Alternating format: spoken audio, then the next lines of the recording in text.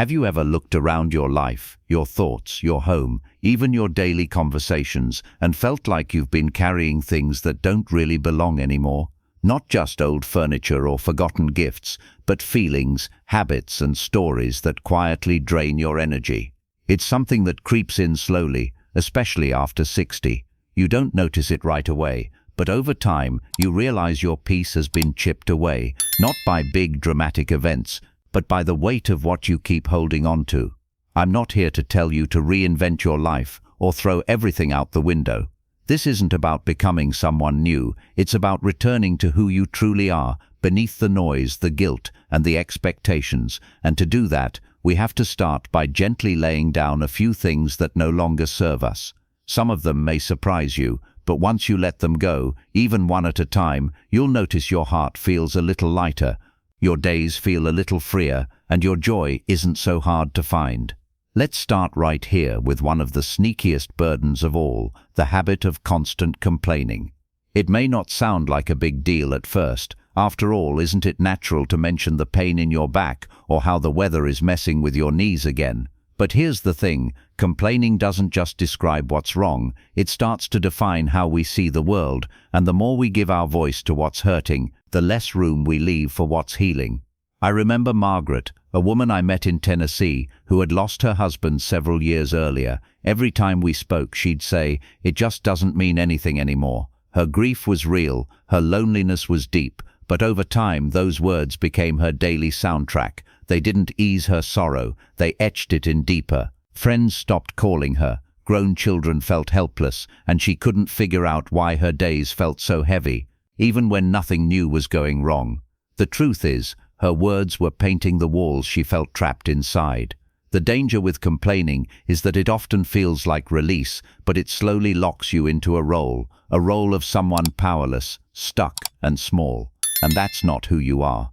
You've lived through decades of life, love, mistakes, and miracles. That strength is still inside you. So instead of saying, "I'm tired of feeling like this," today, I need to do one thing that lifts me. It's a small shift, but it returns the power back to you. Now let's look at another quiet thief of joy, those conversations that revolve around sickness, medicine, and diagnosis. We've all been there. A group gathers, someone brings up their blood pressure, and within minutes, everyone's listing prescriptions like it's a contest. It's easy to fall into that loop. After all, health is a big part of aging, but when the only stories we share are about what's going wrong in our bodies, we start to believe that pain is all there is left. It's not about denying reality, it's about refusing to let it take over the entire story. I met Carl from Arizona, who was still active in his local community center. He told me something that stuck. "I don't ignore my arthritis, but I don't hand it the microphone either."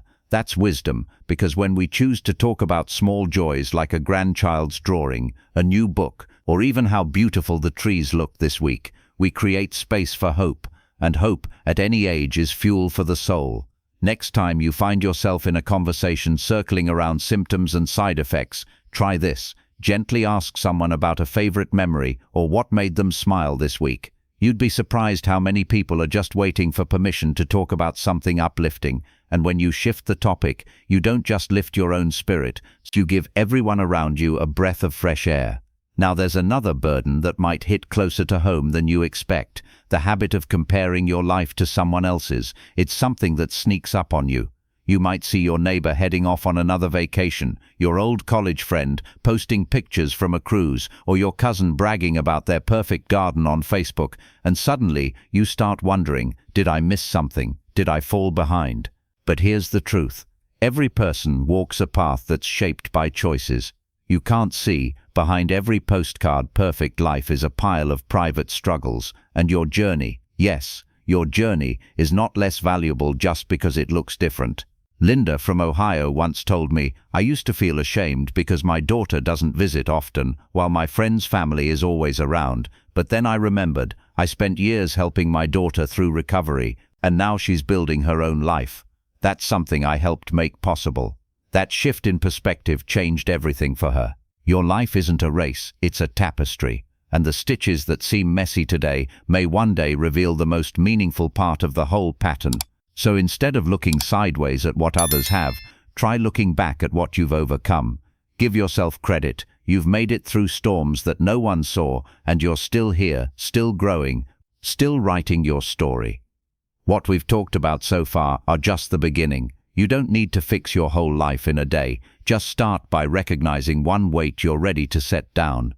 Is it the way you talk about your ex, the way you let illness dominate your conversations, or that voice in your head whispering that someone else's life turned out better? Even letting go of one of those can open up more peace than you've felt in years. And the beauty of being over 60 is this: you've earned the right to choose peace. You've earned the right to live free from unnecessary burdens, and most importantly, you've earned the right to rewrite your own story, starting today. Sometimes the things that weigh us down the most aren't thoughts or words, they're objects, silent, motionless things that sit in corners or drawers but carry emotions heavier than we realize. I once met a woman named Carol in Oregon. She had a perfectly lovely home, but something about it felt tense. As we talked, she pointed to an old recliner in her living room and said, "That was my ex-husband's favorite chair. He left 15 years ago, but I couldn't bring myself to get rid of it." And every day, without realizing it, she sat across from that chair, reliving a feeling of betrayal, of abandonment, not because she wanted to, but because the reminder was always there. That's the tricky thing about holding on to certain objects. It's not about the physical space they take up. It's the emotional weight they keep pressing into your spirit. You don't need to turn your home upside down or live like a minimalist, but take a quiet walk through your space and ask yourself, what still brings me peace and what stirs up something else? Guilt, regret, resentment. If something makes your chest tighten or your shoulders droop just by glancing at it, maybe it's time to let it go.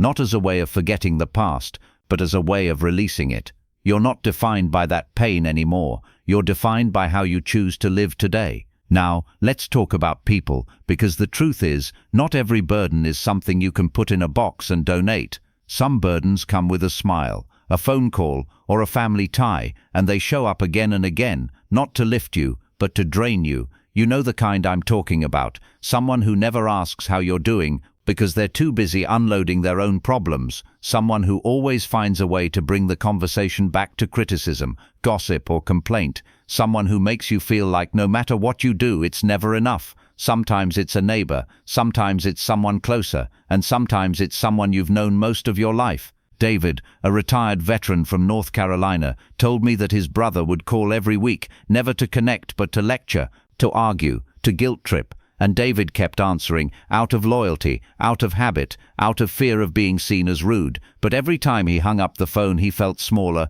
weaker. Finally, he said, "I realized I was letting someone else chip away at my peace because I didn't want to seem unkind, but I was being unkind to myself." Setting boundaries with draining people doesn't mean you don't care. It means you care enough about your well-being to stop giving away pieces of your energy to those who never give any back. You don't have to cut people off, but you can limit how much time, space, and emotional real estate they get. You can choose who gets access to your heart. And speaking of choices, you don't need to explain every single one. Somewhere along the way, especially if you've spent years taking care of others, it starts to feel like your decisions have to be approved by a committee. You cancel lunch plans and immediately feel the need to say, "Sorry, I've had a headache since morning." You decide to skip a family event and you rush to explain, "It's not personal, I'm just tired." You buy yourself something nice, then immediately add, "It was on sale." But let me ask you this, who made you think your peace needs permission, that your joy needs to be justified?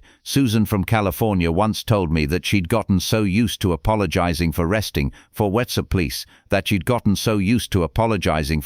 that even when she sat down with a cup of tea, she'd catch herself feeling guilty, like she needed to be doing something more productive, and that guilt, it was left over from years of putting everyone else first, of earning rest instead of embracing it. You've done enough, you've given enough, and you've earned the right to make choices just because they feel right to you. You don't need a reason to rest. You don't need to defend your peace. You don't owe anyone a detailed explanation for how you choose to spend your time. The simple truth is this: your life is your own, and the moment you stop justifying every step, you start walking lighter.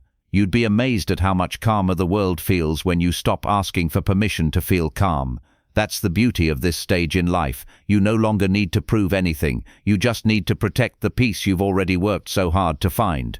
There's a quiet voice that sometimes creeps in when you least expect it. It doesn't shout or accuse. It whispers, "You're too old to change." Maybe you've heard it when you thought about picking up a new hobby, moving to a new place, or simply trying something you've never done before. It's a voice that pretends to protect you from disappointment, but really, it's just fear wearing a familiar disguise. After retirement, or once the routine of life has slowed down, it's easy to believe the best parts are behind you, but that idea that it's too late to start again is one of the heaviest burdens you can carry, because it doesn't just limit what you do, it limits what you allow yourself to dream. I remember Earl, a former truck driver from Kansas, who told me, "For years I said I'd love to learn guitar, but I figured it was too late. My hands were stiff, and I didn't think I could remember the chords." One day, on a whim, he bought a second-hand guitar. He took 5 minutes a day to practice. Slowly, week by week, he started to play old country songs he used to love. He didn't become famous, he didn't go viral,